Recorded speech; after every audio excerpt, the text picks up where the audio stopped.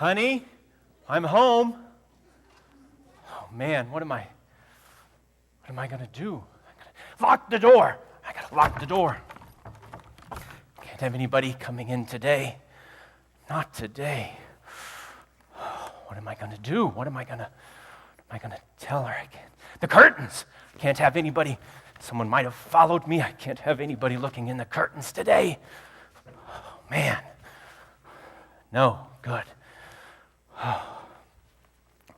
What am I going to do? I just don't know. What am I going to tell her? She's going to ask. And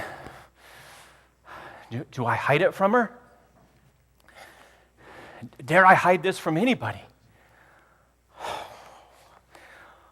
What am I going to tell her? What am I going to tell her? I got to tell somebody.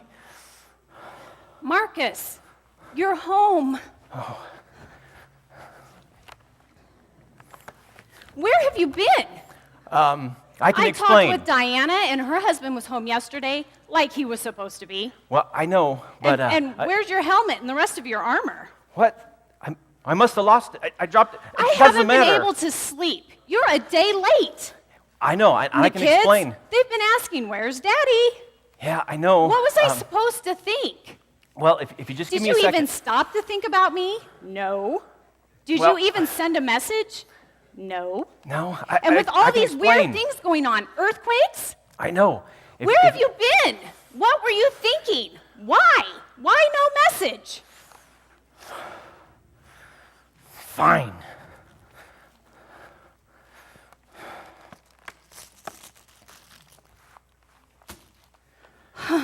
Yeah, I thought that might silence you.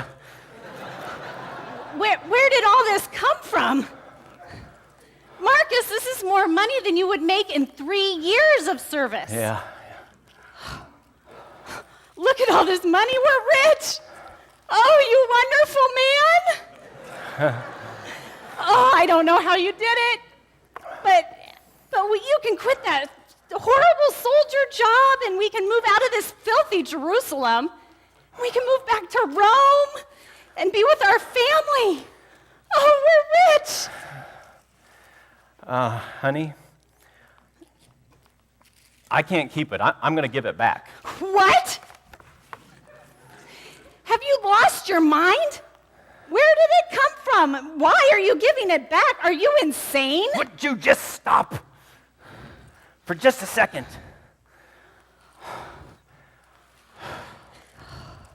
I have to. I have to tell somebody. My dear, please, just sit down for a moment. I'll explain everything. I'll tell you what's going on. I have to. It all began when I started my shift 2 days ago. It's been crazy this whole week. What with their big festival going on. There were Jews coming from everywhere. The city is just teeming with people, all coming for their Passover. I don't think they imagined what was going to happen. I arrived at Pilate's for my shift Friday morning, and the place was just buzzing like a beehive. The Jewish priests were there, and they brought some prisoner to the governor. I don't know what this fella had done, but they sure were mad. They were yelling and carrying on. They wanted him dead. The priests and the elders and all the people, they were crying out to kill him. Who was it that the priests wanted someone to be killed during their precious Passover? He must have been some horrible criminal. Yeah, that's what I thought. But that's what was so weird. I looked at the guy. He didn't look like much at first, but I could tell he'd been roughed up quite a bit. So I asked who he was, and they said he was Jesus. Jesus? The man we've been hearing all the rumors about? Yeah, the guy that all the people were supposed to have loved. The guy who was supposed to have been healing the sick. The guy who was supposed to have been doing these wonderful miracles. The guy that the Jews were calling their Christ. I heard there was some big to-do when he entered the city earlier this week. Everyone was so excited when he came in. Well, they sure were excited Friday morning. Only now, they were calling for him to be crucified. What? Why would they do that? Why would they have him killed? None of it made sense. It didn't make any sense at all. Pilate was actually trying to find a way to let him go. Pilate? When has he ever cared about anyone? Particularly a Jew. I know. Like I said, it was so weird, but Pilate was just unnerved. This Jesus guy really freaked him out. He was trying to let him go. There's some custom where he releases a prisoner to the people. But the more he pushed to let this Jesus of Nazareth go, the more violent the crowd got. Pilate even scourged the guy to try to appease the people. I don't even like to think about that. I know, I'm sorry. But it's just so strange. I've seen plenty of criminals scourged. You never get used to it, though. But he was different. He didn't plead for his life. Most people scream and they carry on before the first lash falls. But he was quiet. Man, they tore into him, though. It was like watching butchers with a hunk of meat just time and again. That's enough. Oh, I'm sorry. I'm just saying, I'm surprised he survived it at all. When it was done, we took him to the Praetorium. And the guys had some fun with him. Well, don't look at me like that. I mean, he's a Jew after all, and a criminal. Or so I thought. Everyone had been calling him King of the Jews all week long. So we had some fun. One guy got a thing of thorns and put it into a crown and jammed it down on his head. And then we were pretending, to bow in front of him, only to smack him in the face. When we were done, he was just a mess. One guy found a club and took it and would smack him on the head, smashing that crown down into his flesh. And he never said anything, though. Nothing. Then we had to take this guy and two others out to crucify them. 2 others? Yeah, 2 guys that were caught in that insurrection. They were following this guy named Barabbas. The weird thing is, the priests and the people, they asked Pilate to release Barabbas instead of this Jesus. What? You've got to be kidding. I know. They asked for a murderer. This guy, Jesus, he took Barabbas' spot. Well, now we had to walk all of them, all the way to the place of the skull to crucify him. Talk about a nightmare. All of the mob around us yelling and screaming, throwing things at him, spitting on him. One guy even missed and hit me. That guy's going to be walking with a limp for a long time. We took the crossbar and tied it to Jesus. To a guy who's been scourged? Are you serious? Well, what else were we going to do? I wasn't going to carry the cross for him. None of the people were apt to. They weren't going to pick up the cross for this man. I'll give him credit, though. He tried. Carried it for a while, but he just kept crashing to the ground. The weight of it just pinning him down. By the 3rd time, he was just a mass of blood and sweat. His muscles were just quivering. I remember I looked back down the road, and you could see a trail of blood all over it. I knew this guy couldn't go any further. So we grabbed this fella named Simon. We made him carry the cross. He didn't want to, but our swords changed his mind. I don't understand why all of this kept you from getting home until now. Well, just hold on. We got up to the hill, and I helped put him on the cross. What's wrong? I know you don't like crucifixions. Who would?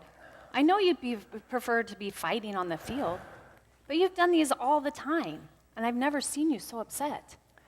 That's what was so strange. It was unlike any before. I expected him to plead for his life. All of them do at this point. They beg, they call upon their gods for deliverance, they bargain. But he didn't say anything. We offered him wine mixed with gall, like we always do, in order to help with the pain. He refused it. He wouldn't take it. I urged him to take it, but he wouldn't. Why wouldn't somebody take something to numb the pain of a crucifixion? I have no idea. We pounded nails into his hands. And I'll never forget what he said. What? He said, "Father, forgive them. They know not what they do." And he looked at me. And he said those words. And I was the one pounding the nails into his hands. I saw his eyes and my blood ran cold. And it made no sense. I can still see his eyes. I can still see him. Well, after we got all three of them up, oh man, the people had their fun with them. I mean, it's one thing to see the mob, to see the commoners, the riffraff yelling at the dying. But the Pharisees and the Jews, the Jewish rulers, they were insufferable to this guy. They spat on him while he hung there, mocked him, saying, "Save yourself. Come down from the cross, and we'll believe in you." Now, we soldiers were no better, calling him King of the Jews, bowing before him. Guys even got some cheap wine and pretended to offer it to him. That's awful. Yeah. The guy's mom was there too. She watched it all till they finally took her away. It was about noon. It was about noon when it happened. Darkness fell all around us, which made no sense. It was noon and it was dark. And you could feel the darkness. Man, that sure changed things, though. Everybody sure shut up at that point. The mocking, the joking, all of that was over. 3 hours. 3 hours we waited in that darkness. Do you remember that weird lightning storm that happened on Friday? I mean, it seemed like the gods, like Zeus himself, was throwing lightning all around. It was hard to breathe. Like everything was waiting for something. 3 hours. And then Jesus, he called out to his God, asking why God had forsaken him. And I got a lump in my throat. And I thought, why? Why should I care about this guy? But something was different about him. His cry just tore at me. People started to murmur, wondering if someone would save him. Some Elijah guy, I didn't understand. So we waited. But no answer came from the heavens. There was no God who was going to intervene with this. Then he said quietly, "I'm thirsty." I couldn't take it anymore. I got some sour wine and put it on a branch and I gave it to him. And then we waited. For what? I don't know. But then a light shone down, knifing through the darkness, bathing the cross in the glow. And he cried out again. I'm not even sure how he did it, because when you're on the cross, you're suffocating, you can't breathe. But he cried out. And he said, "It is finished." His cry was like a cry of heartbreak, but something else. I didn't know what then. And then silence. Terrible silence. No one said nothing. No one moved. Everyone stared at this man. I found myself holding my breath. I was almost paralyzed. But then everything moved. everything, that earthquake hit. I thought it was the end. It was like the very earth was going to tear itself apart. And people were falling all over into piles in each other. All of us, soldiers, priests, commoners, all in masses of humanity. All of us thinking that we were going to die. And just as soon as it started, it stopped. I scrambled up into my feet, sweat rolling off of me. And finally, somebody spoke. I heard a voice say, "Truly, this was the Son of God." My first thought was, no, what have we done? But then I looked, and I saw who spoke. It's Demetrius. Demetrius? The centurion said that? I was floored. I couldn't believe that he said that. But no one argued with him. No one. Well, the day was finally ending, and the priests wanted the bodies off of the cross before the Sabbath started. I mean, there's really no pleasing certain people. Put them on the cross. Take them off the cross. But I don't think Pilate wanted them on the cross either, because we were ordered to break their legs. But we got to Jesus, and this guy, he was already dead. Dead? After so few hours? Yeah, we were a little surprised too. But after all he had endured, we were sure he was dead. But the priests, they had to be certain. So they made one of us grab a spear. We plunged it into his side. And we were right. He was dead, all right. But it was so weird. Blood and water poured out from him. There were some women who arrived and a couple well-to-do looking Jews. They took Jesus' body to bury it. So we left. Man, I was so glad to get off that hill. I wanted to erase all of that experience from my memory. But I kept thinking about all that I'd seen and heard. Well, we got back to the barracks, and I was almost ready to come home when I got another assignment.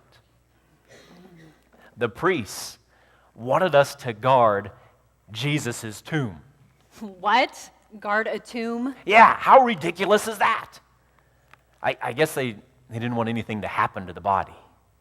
So instead of coming home like I was supposed to, I had to go take another shift. I had to stay and sleep for a shift, and then at midnight, I got up with the rest of us, and we had to go and guard a tomb all night long. I didn't mind, though. For some strange reason, I really wanted to go to that tomb. I got there, and we'd set a stone in front of it. There was a Roman seal that had secured it. And an entire guard set up for the night. 100 of us guarding a dead man's tomb. A dead body. It was just crazy. Who does this? Man, what a strange night. I was cool, and yet no breeze blew. And in spite of the coolness, I found myself sweating. Again, it was hard to breathe. None of us joked around. Few even talked. It was like, you're going to think I'm crazy, but it was like we weren't alone. And the silence was deafening. It was so dark out there. Everything was unnatural, and yet I couldn't explain why.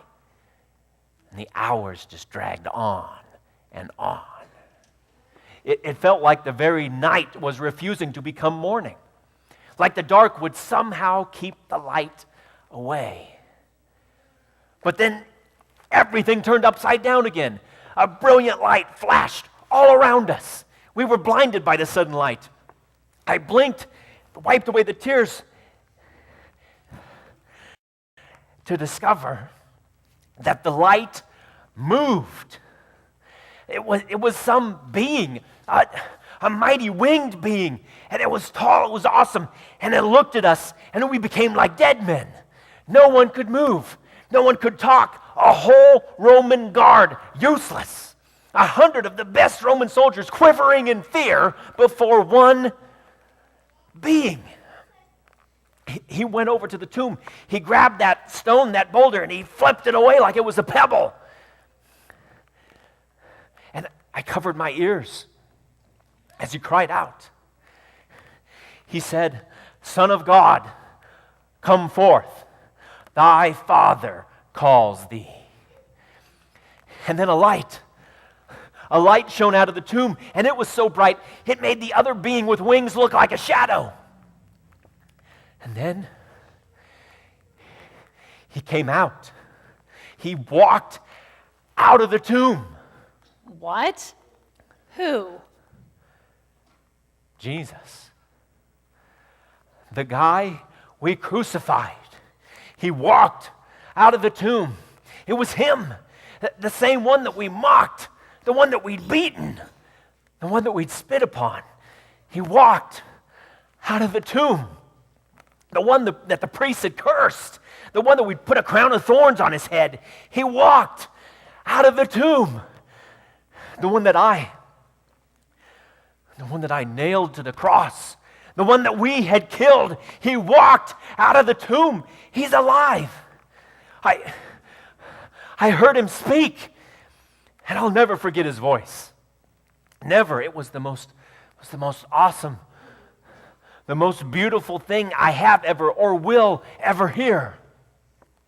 He said, "I am the resurrection and the life."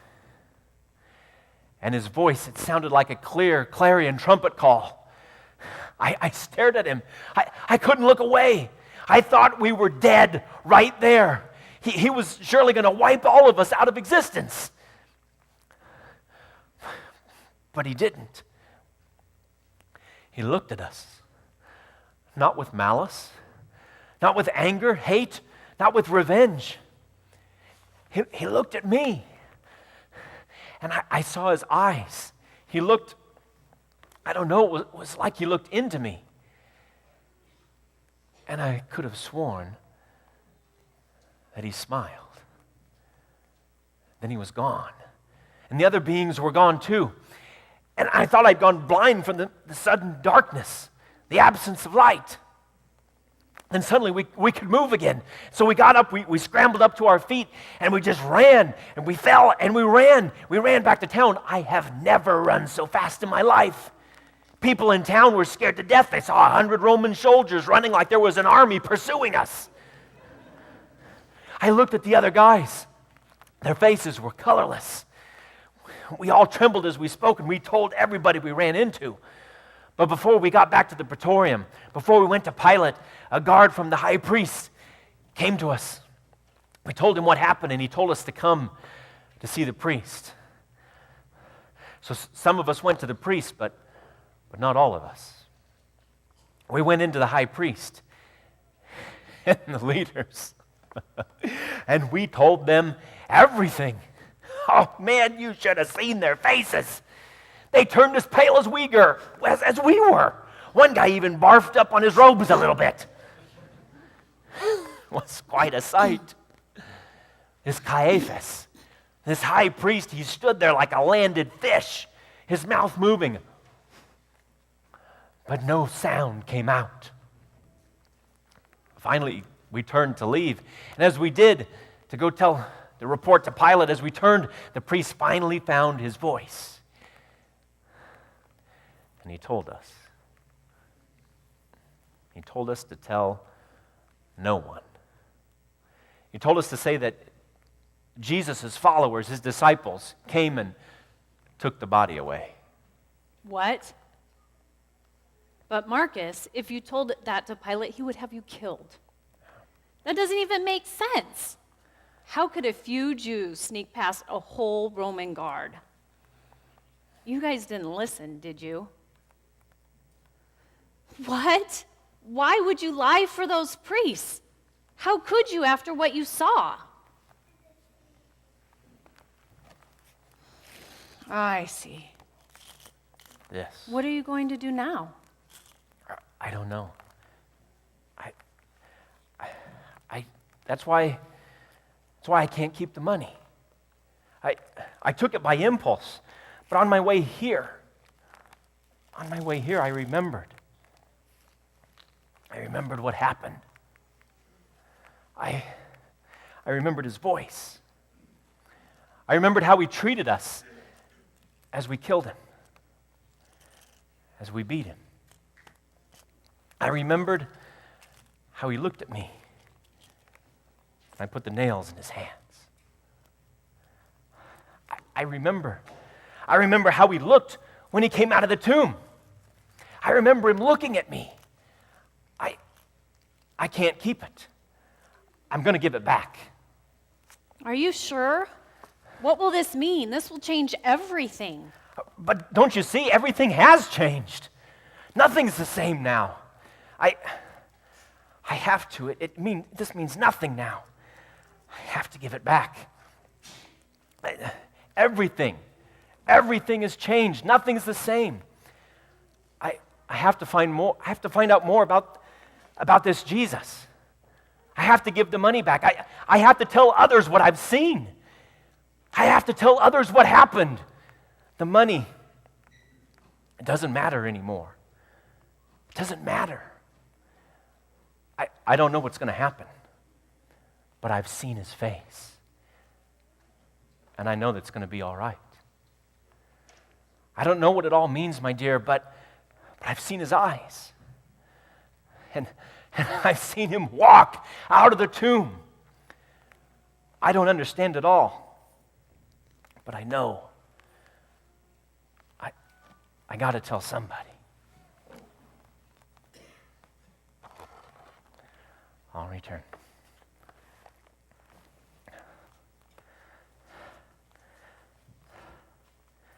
I just have to. Others need to know. It can't end with me. I have to. I've got to tell somebody. I'm going to tell somebody. I'm going to tell somebody. I'm going to tell everybody.